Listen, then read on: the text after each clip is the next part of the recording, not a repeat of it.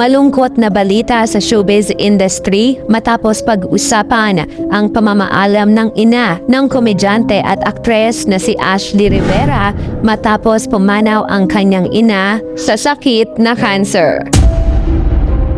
Para sa kabuuang ulat, alamin natin ang buong detalye.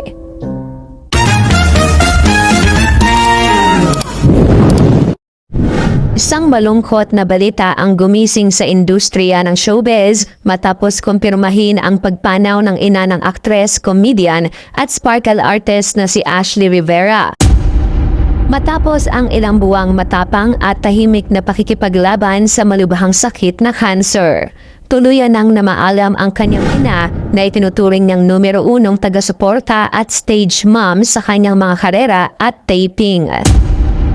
Bago ang malungkot na pangyayaring ito, naging emosyonal si Ashley sa kanyang mga nakaraang panayam kung saan ibinahagi niya na na-diagnose ang kanyang ina na may stage 4 lung cancer. Sa kabila ng mabigat na pagsubok, sinikap ng aktres na magpakatatag, manatiling positibo at ginawa ang lahat ng kanyang makakaya upang mapangiti at mapasaya ang ina sa mga huling sandali ng laban nito habang umaasa sa isang milagro.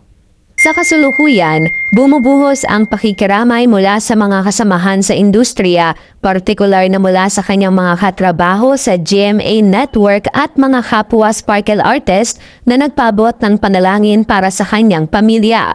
Habang nagluluksa ang aktres, inaantay pa ng kanyang mga tagahanga at kaibigan ang opisyal na update at detalye mula sa kanyang kampo hinggil sa gaganaping burol at huling hantungan ng kanyang yumaong ina.